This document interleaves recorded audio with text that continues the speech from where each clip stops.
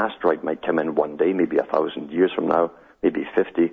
Let's do something about it. So the whole world unites to defeat a common enemy. But the Club of Rome thought that the easiest way to do it was through propaganda, gradually building through education, through the schools, to do with sustainability.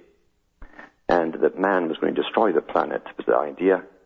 So man himself was the enemy, the new enemy of the world. Remember, government needs enemies to stay in existence. That was supposedly the reason it came into existence in the first place. You know, the big guy who's 6'4" says, I'll protect this little boy, this bunch here, from that bunch over there. That's really how it kind of starts. And if there's no enemies left, and they're taxing the people like crazy, people get upset. During the whole Cold War, we were taxed to the hilt as the big military-industrial complex of the Western world made fortunes by giving us latest versions of missile after missile every other month. We just had to have because the enemy had even better ones. It was all nonsense, of course, but money was taxed like crazy off the public. And they didn't mind so much because, after all, they're being protected. That's what they were told. Now is to save the planet from us. And remember, eugenesis started off this whole idea. It's not that there's too many people. As Huxley said, there's too many of the wrong sort of people. What did he mean by that? Those with the lower IQs, those who were not up in his class, or those who were not in a scientific league to help his class. And they also foresaw the time when industry would be gone because it was part of the plan always to move it to China. What would you do with all those people who had nothing to sell but their labor? That really is what's behind it, not because there's overpopulation. So the Club of Rome came up with that idea, as I say, and that's what's working today. They will not change their plans. Even if we're up to our eyeballs in snow, they'll yap on about global warming. That's the mandate. That's how schizophrenic it will become. They're all on board with this. Now, this is an article from the Telegraph on the 30th March. Rise of sea levels is the greatest lie ever told. Remember, they told us years ago that the islands in the Pacific were going to sink.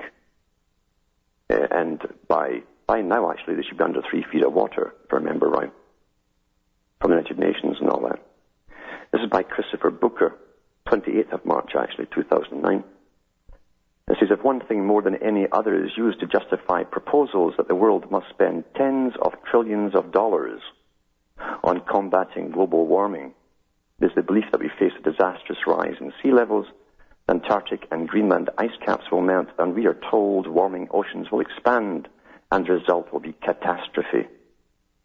Although the United Nations Intergovernmental Panel on Climate Change only predicts a sea level rise of 59 centimeters or 17 inches by 2100, Al Gore, in his Oscar-winning film An Inconvenient Truth, went much further, talking of 20 feet and showing computer graphics of cities, etc.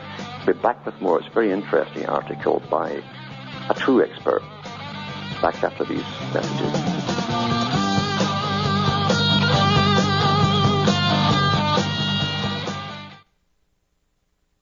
You're listening to the Republic Broadcasting Network, because you can handle the truth.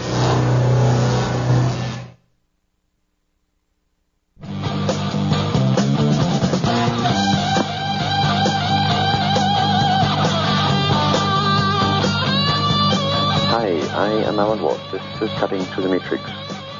Reading an article from the Telegraph, written by Christopher Booker. The article is called The Greatest Lie Ever Told.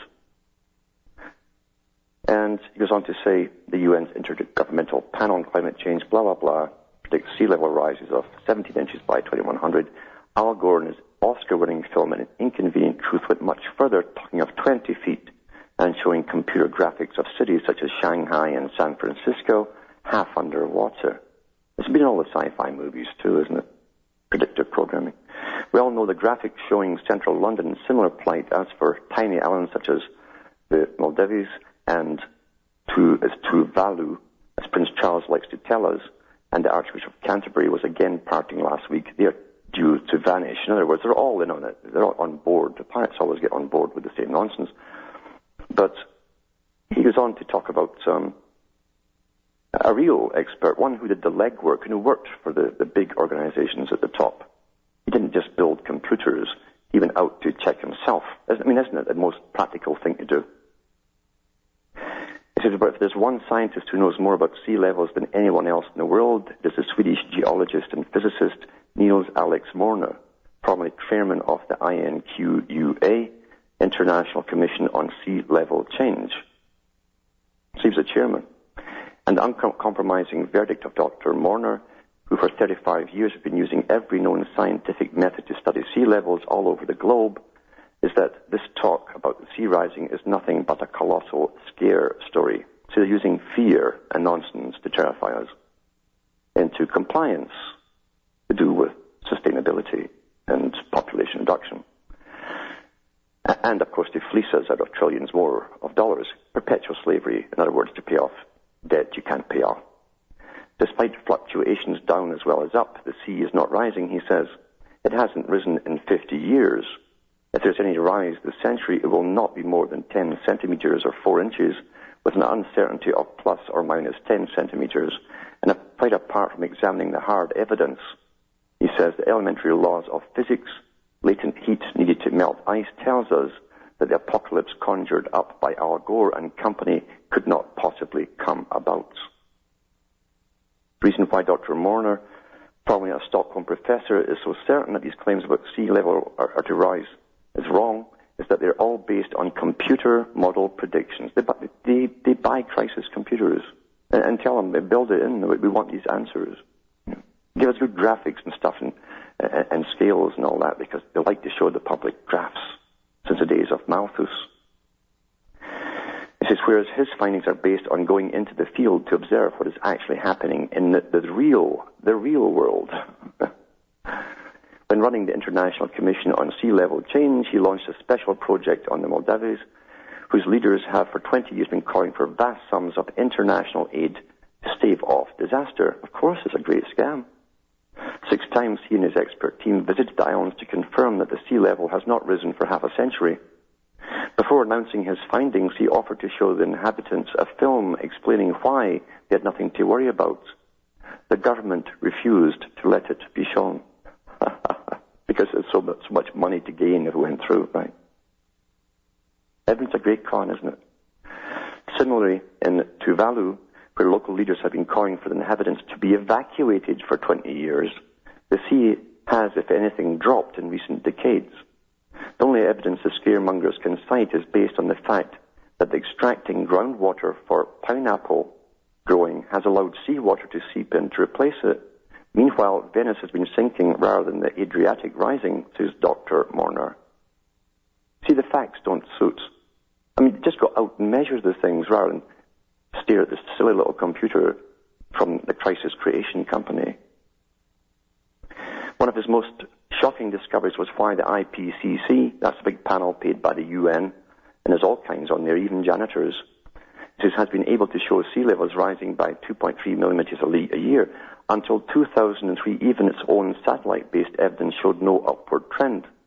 But suddenly the graph tilted upwards because the IPCC's favored experts had drawn on the finding of a single tide gauge in Hong Kong Harbor showing a 2.3 millimeter rise. One report. It's all based on one report. The entire global sea level projection was then adjusted. So they adjusted the whole sea for the whole planet on one tide.